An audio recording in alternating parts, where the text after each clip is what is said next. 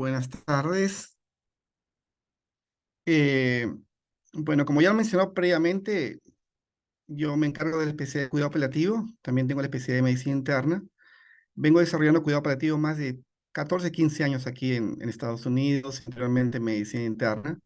La especialidad de cuidado paliativo eh, relativamente es una especialidad no tan nueva, pero ya al menos tiene 15 a 20 años aquí en Estados Unidos, ¿no? Como una especialidad que está acreditada por la Asociación Americana de Board de Especialistas. eh, y tiene un objetivo básicamente muy humano, ¿no?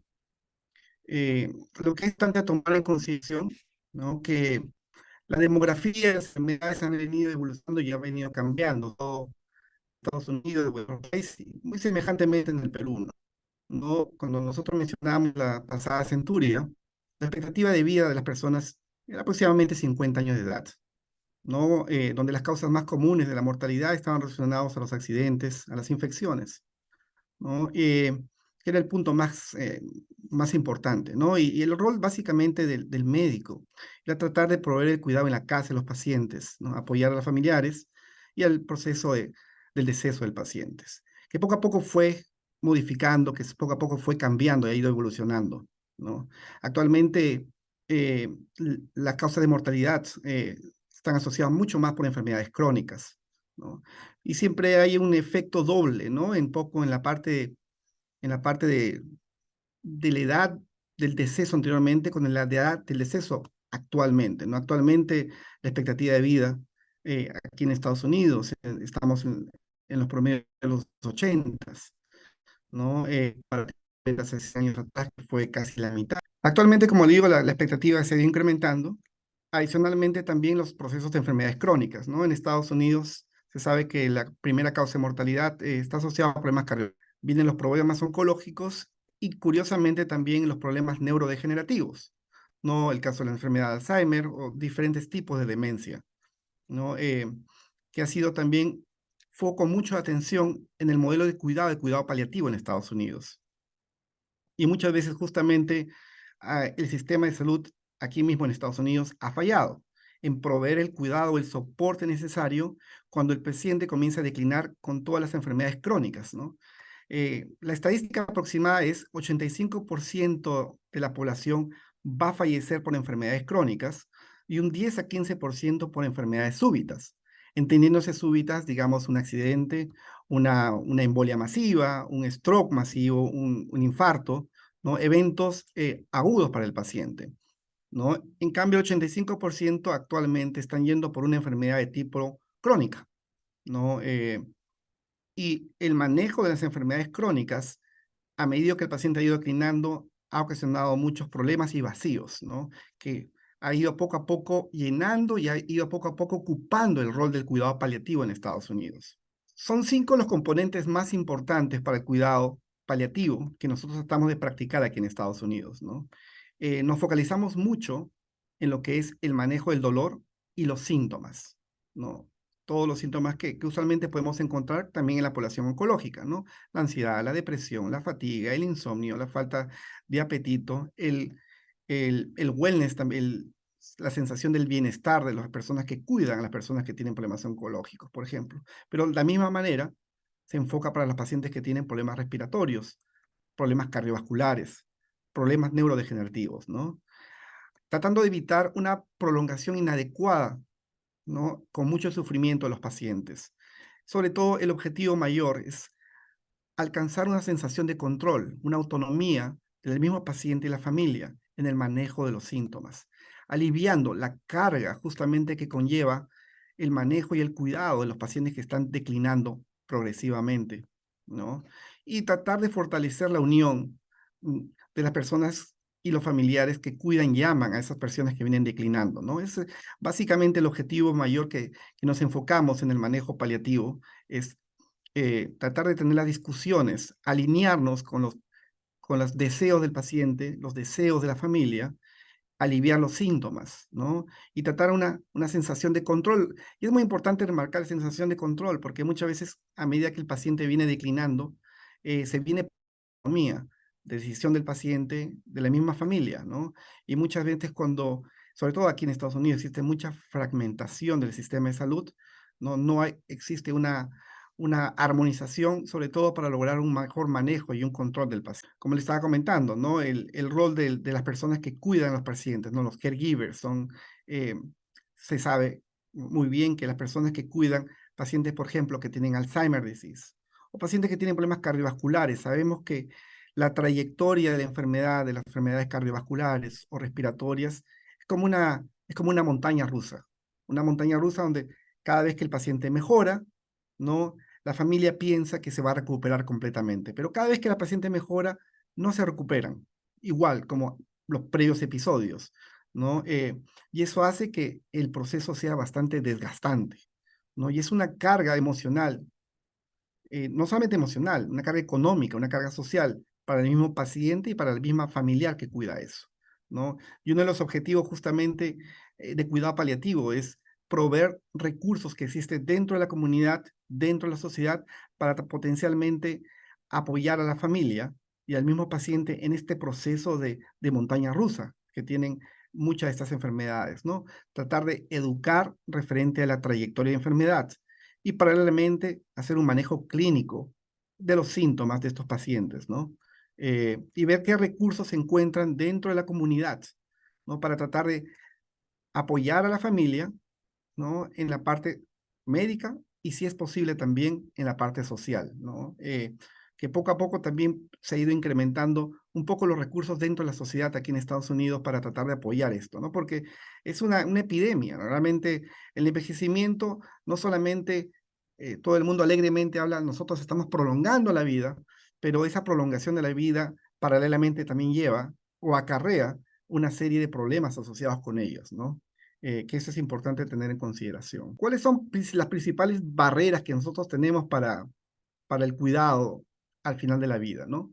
Uno de los principales problemas y en Estados Unidos sucede también, muchas veces la falla del gobierno y los profesionales en dirigirse la importancia de este proceso, ¿no? Una realidad que muchas veces, y aquí mismo también, es que todos nos vamos a morir. Esa es no hemos nacido básicamente para ese proceso, ¿no? Pero que lo que queremos que sea este proceso digno, ¿no? Que exista compasión, que exista empatía. Pero lamentablemente muchos de los recursos no están focalizados o no han estado focalizados justamente en este último tramo de la vida, ¿no? Que es una de las barreras muy grandes que muchas veces tenemos, ¿no?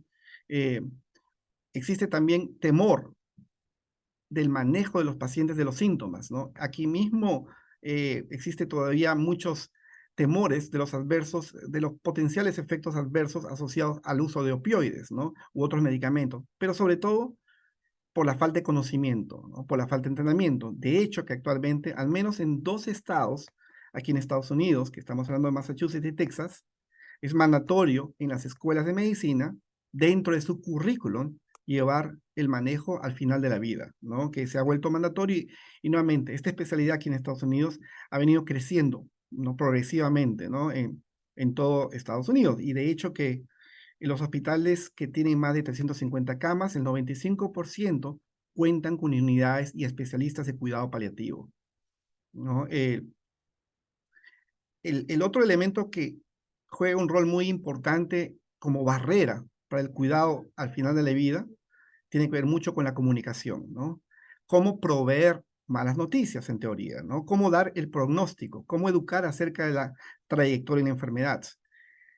De hecho, que hubo un estudio hecho en Vermont algunos años atrás, donde mencionaban que 3 de cada 10 médicos se sentían confiados y podían hablar de una manera con compasión y empatética referente a esta situación, ¿no? Cómo proveer malas noticias, cómo informar a la familia de una manera apropiada, ¿no? De hecho, que actualmente existen diferentes protocolos para proveer malas noticias, ¿no? Pero ese es un punto también muy importante, ¿no? Eh, Nuevamente, el hecho que el médico primario no tenga esas conversaciones al final de la vida, referente a la trayectoria de la enfermedad, referente a las potenciales complicaciones de la enfermedad, no siempre trae consecuencias que el manejo no sea de lo más apropiado, ¿no? Y justamente eh, hace muy poco discutíamos con el grupo de fellows, ¿no? Referente a el sobreuso de tratamientos y procedimientos cuando el paciente ya no va a mejorar la calidad de vida, ¿no? Y que muchas veces son, van a traer efectos más adversos que benéficos, ¿no? Y justamente por una falta de apropiada educación referente a las complicaciones y a los beneficios, los pros y los contras, ¿no? De ciertos tipos de tratamiento, ¿no? Y por supuesto, también existen muchas las preocupaciones personales, los temores, la falta de confianza referente a este proceso, ¿no? Son las principales barreras que nosotros personalmente encontramos en el día a día, ¿no? Sobre todo en ciertos hospitales o ciertos lugares donde todavía no es muy conocido, aun cuando es una especialidad que ya tiene muchos años, pero no todos los estados están al mismo nivel en referente al conocimiento y a la práctica del cuidado paliativo. Pero nuevamente es una corriente que ha venido creciendo y va a seguir creciendo y va a seguir mejorando, ¿no?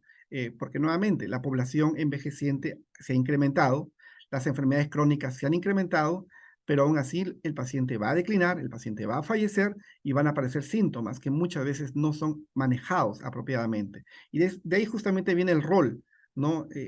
En cubrir justamente este vacío, esta brecha, que creo que la mejor especialidad que cubre todo este periodo es la especialidad de cuidado paliativo, ¿no? El objetivo básicamente es lograr una estandarización, ¿no? Una estandarización básicamente en la práctica de cuidado paliativo, ¿no? Pero justamente para eso se tiene que lograr que académicamente haya un estándar que actualmente aquí en Estados Unidos se ha logrado estandarizar los dominios del manejo de cuidado paliativo, los entrenamientos de cuidado paliativo, que usualmente es entre 1 año o 2 años, ¿no? En los 2 años usualmente es cuando se hace mucho más de investigación, y y el programa de 1 año es usualmente cuando se hace lo que es la práctica clínica y se expone a los fellows, a los subespecialistas, a los diferentes tipos de práctica o ambiente que se puede ejecutar cuidado paliativo, ¿no?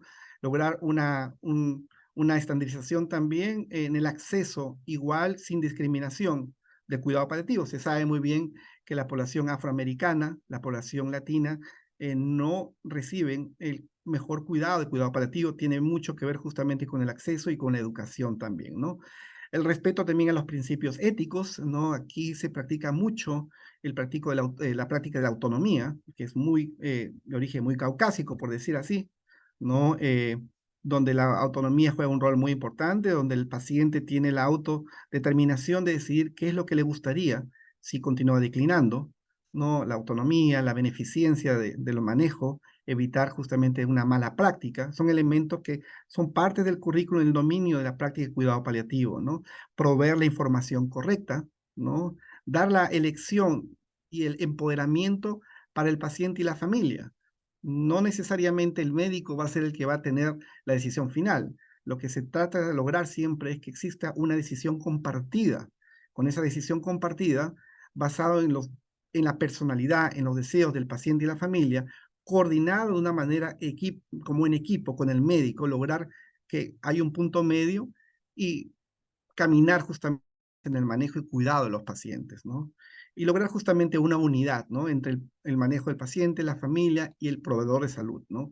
Que es uno de los criterios más importantes que espero que prontamente en el Perú logremos lograr, que se pueda lograr justamente una estandarización del cuidado paliativo a nivel de todo el país, ¿no? Y proveer los servicios de la población justamente que viene declinando, ¿no? Y también las enfermedades crónicas que han venido incrementando y la expectativa de vida que también ha ido incrementando, pero nuevamente esa expectativa de vida ha ido incrementando asociado justamente con la progresión de las enfermedades crónicas, ¿no?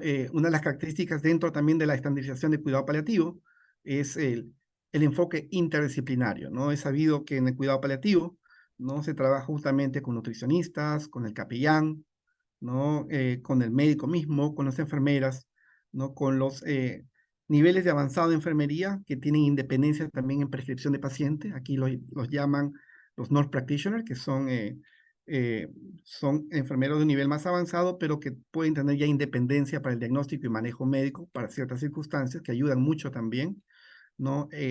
Lograr también una colaboración con la comunidad y lograr una especie de unión con el gobierno y con la administración del gobierno, que de hecho que se ha ido incrementando y ha ido apoyando a través de programas dentro del Medicare, que es una especie del seguro. Una vez que la persona se retira, tienen derecho a tener los servicios básicos de salud a través de lo que se denomina el Medicare, ¿no? Y Medicare actualmente cubre servicios al cuidado al final de la vida del paciente a través de lo que se denomina el hospicio, ¿no? Que es un concepto muy interesante, ¿no? Que se aplica a los principios de cuidado paliativo, ¿no?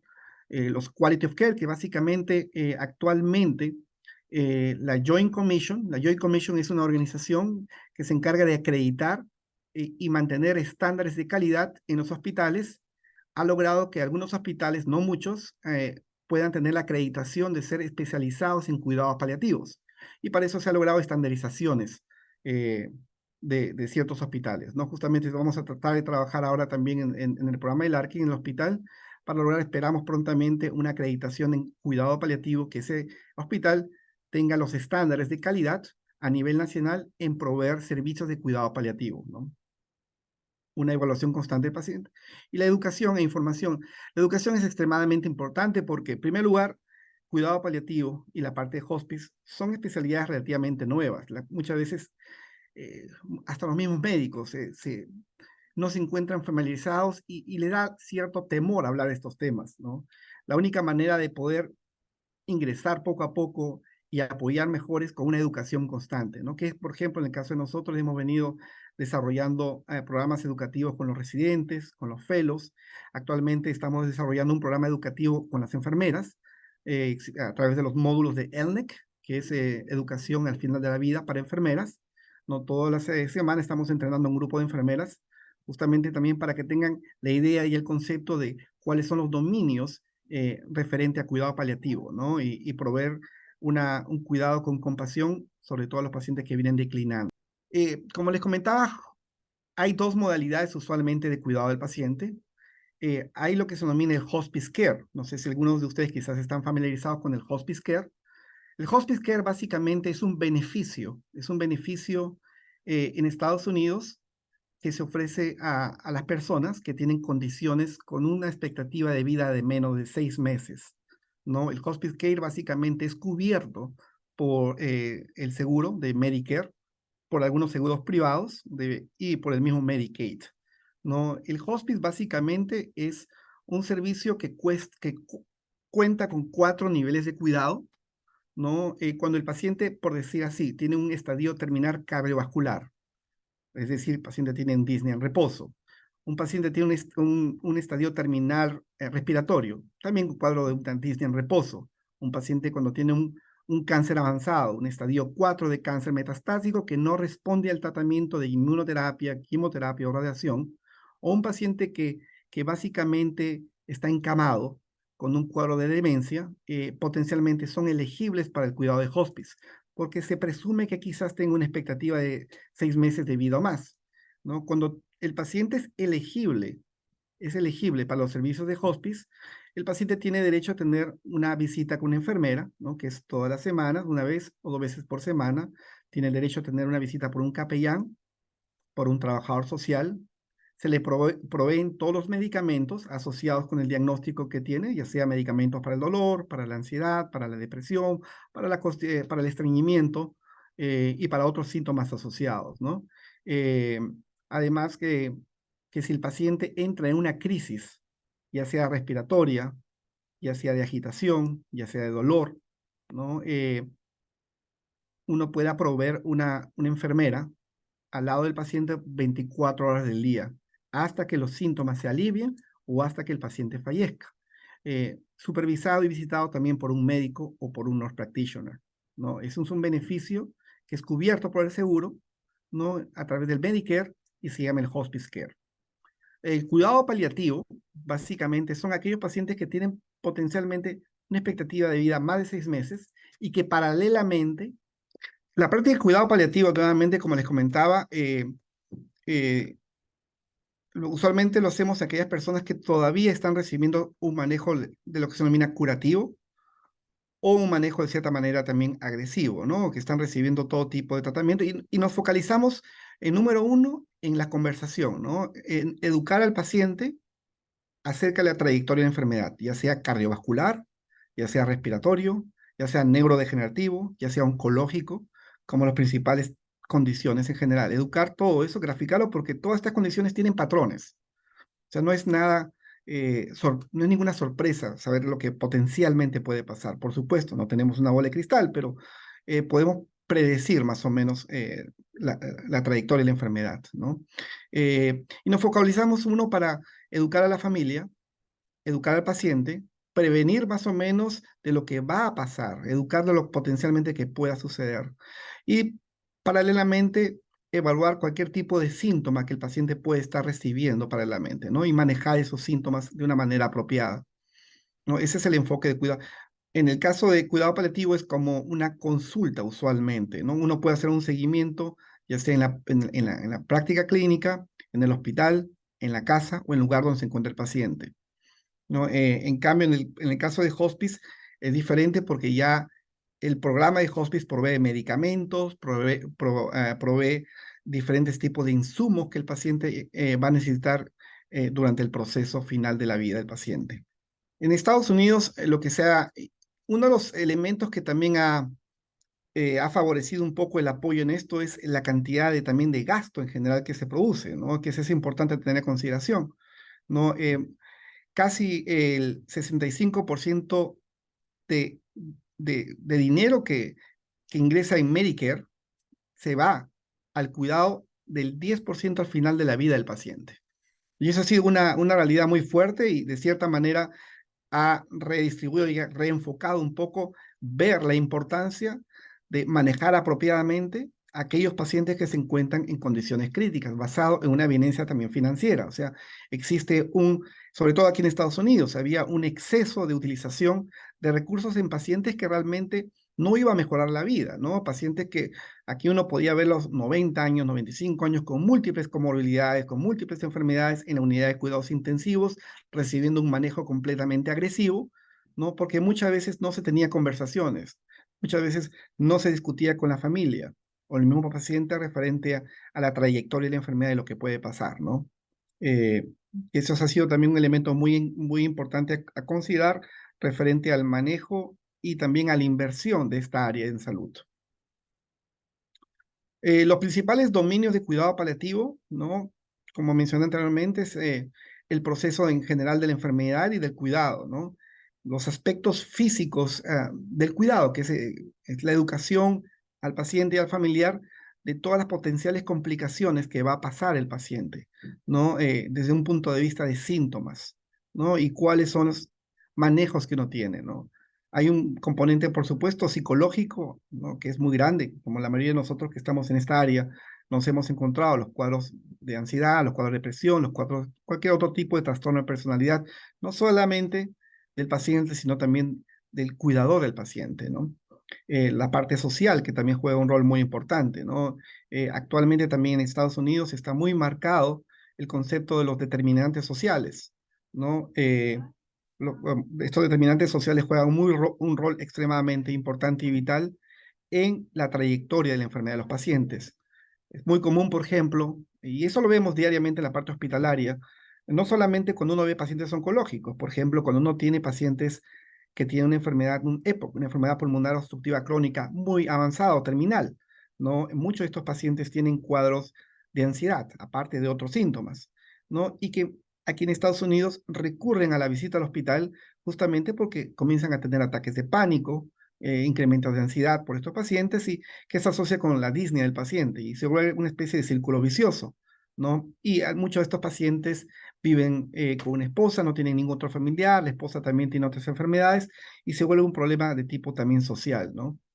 La parte espiritual, por supuesto, es extremadamente importante. Todos nosotros que practicamos la parte de cuidado paliativo, ver cómo potencialmente podemos apoyar todo lo que es los diferentes tipos de espiritualidades que se practican, ¿no? Y usualmente hay capellanes que no necesariamente profesan una religión determinada, si son más que todo pueden brindar un apoyo espiritual en diferentes áreas, porque aquí sobre todo podemos encontrarnos con musulmanes, con judíos, con cristianos, no con hindús, así que es una gama bastante diversa, pero desde el punto de vista espiritual creo que casi todos comulgamos con un punto en común, ¿no? La parte cultural, ¿no? Y sobre todo también la parte del cuidado cuando el paciente se encuentra ya inminente, ¿no? El manejo, la educación al familiar, ¿no? El proceso de justamente la última semana, que para, ¿no? Educar ciertos síntomas, cómo manejarlo, cómo manejar el estrés y qué hacer justamente cuando ya estamos en la última semana de la recta final, ¿no?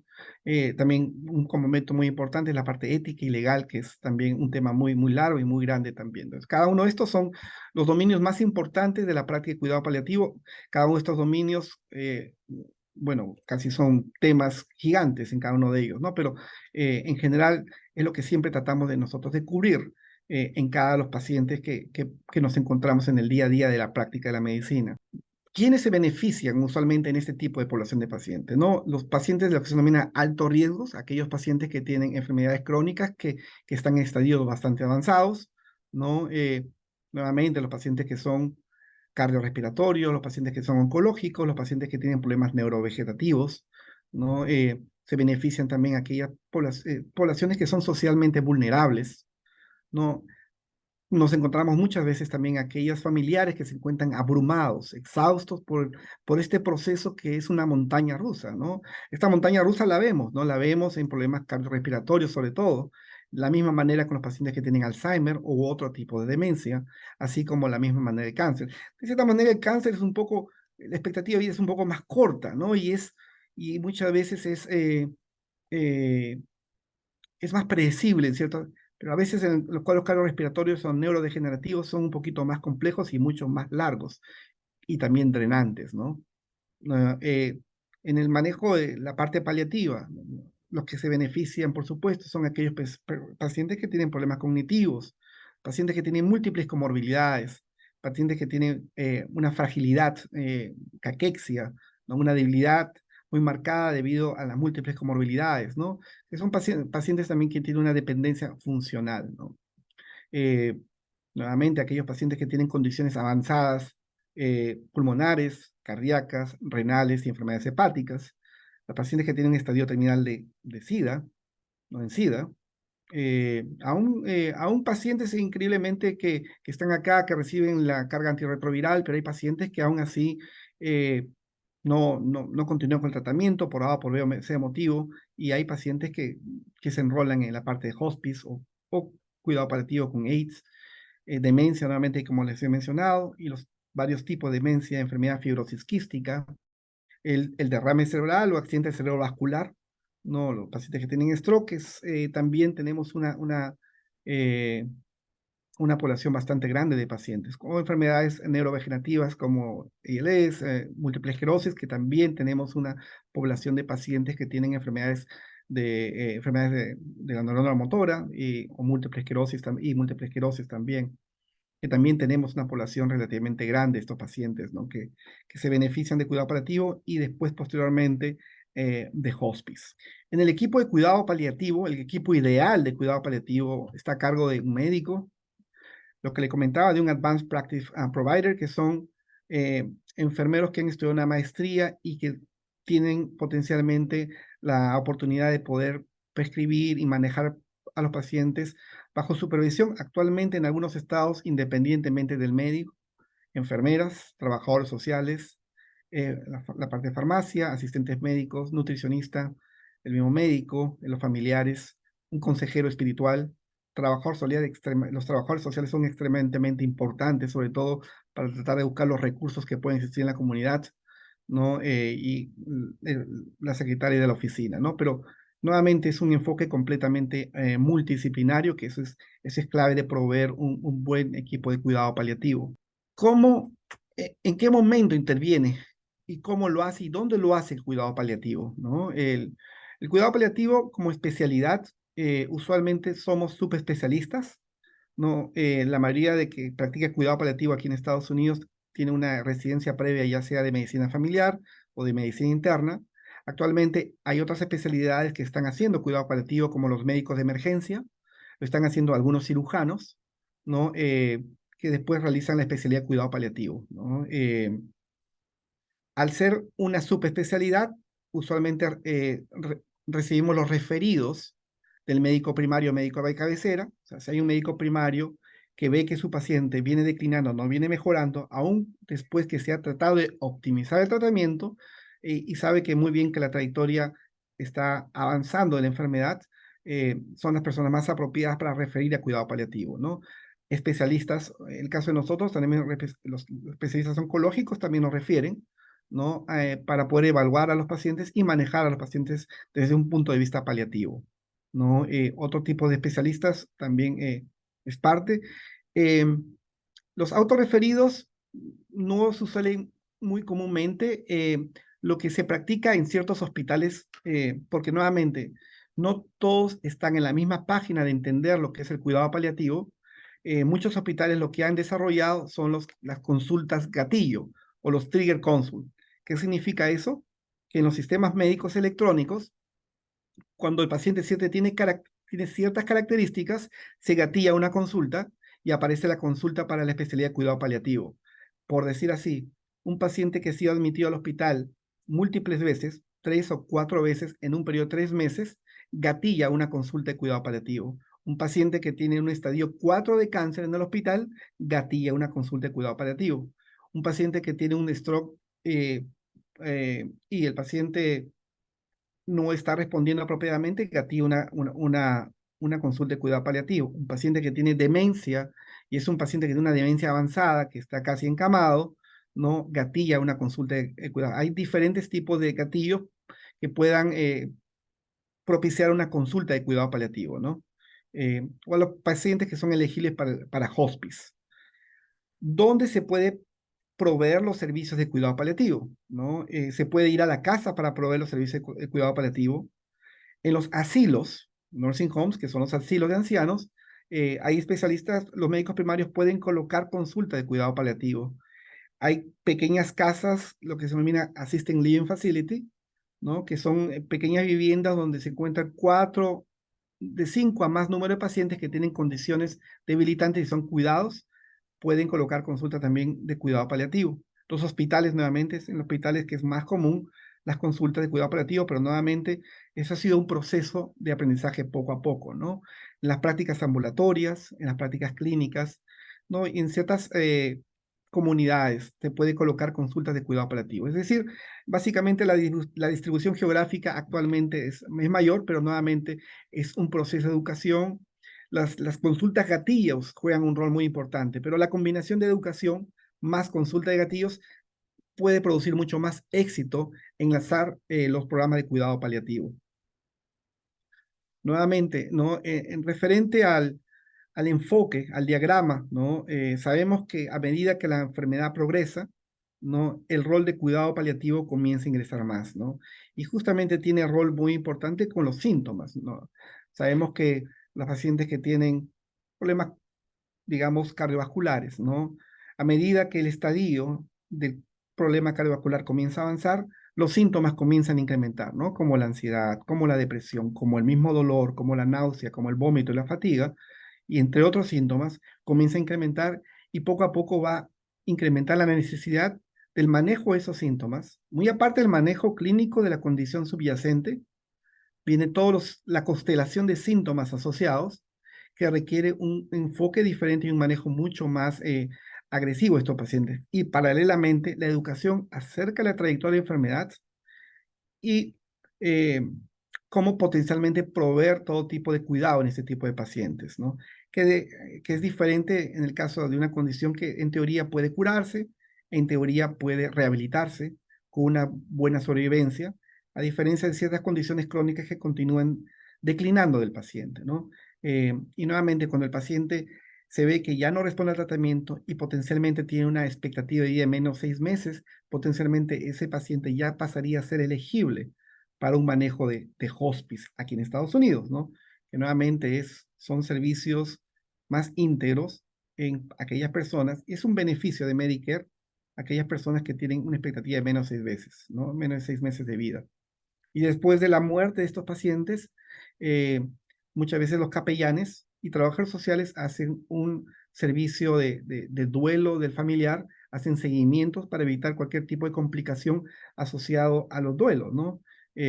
depresiones que se pueden presentar para unos familiares y justamente se hacen recomendaciones. Pero cuando el paciente entra en hospice y el paciente fallece, eh, los programas de hospice tienen que hacer un seguimiento por los siguientes meses, hasta por un año, de los familiares que han quedado en el duelo, ¿no? Para tratar de apoyarles espiritualmente y detectar si pueden presentar complicaciones como depresiones también, para tratar de dar recomendaciones o si es posible manejar también esos contextos. Para el manejo de cuidado paliativo, no solamente nos enfocamos en la parte de la historia clínica y narrativa, pero también utilizamos una serie de herramientas, ¿no? Herramientas que nos permiten monitorizar la evolución y el manejo de los pacientes, ¿no? Una de las herramientas más comunes en la parte de cuidado paliativo aquí en Estados Unidos es la utilización del Edmonton Symptom Assessment, que es una escala básicamente que tiene 8 dominios, ¿no? Donde nos focalizamos uno en evaluar el dolor, evaluar la ansiedad, evaluar la depresión, evaluar la náusea, vómito, la fatiga, el insomnio, el bienestar del caregiver, ¿no? Con una escala del 1 al 10, ¿no? Y vamos optimizando el manejo de cada uno de ellos, ¿no? Paralelamente también dentro del manejo de ansiedad y la depresión utilizamos una serie de parámetros como el PHQ-9, que es una serie de preguntas, 9 preguntas, el, la evaluación también de si hay un síndrome de generalizado de ansiedad, que es el GAT-7.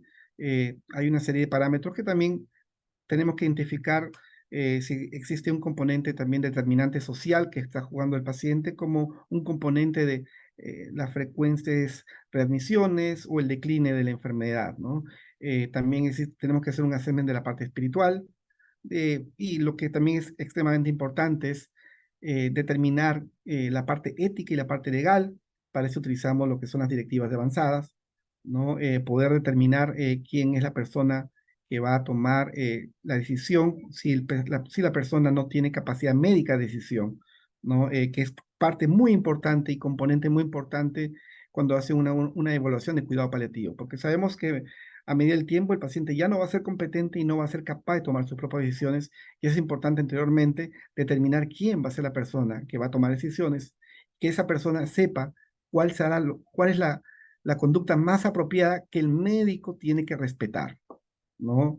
Y assessment generales como utilizamos muy comúnmente el Karnofsky, sobre todo el Palliative Performance Scale, que justamente nos evaluamos la parte de funcionabilidad del paciente y son elementos que nos permiten prognosticar potencialmente cómo va a ser la evolución del paciente en cuestión de días, semanas o meses, basado en la funcionabilidad aparte de la condición clínica del paciente. Brevemente, esa ha sido un poco la presentación y la experiencia en general.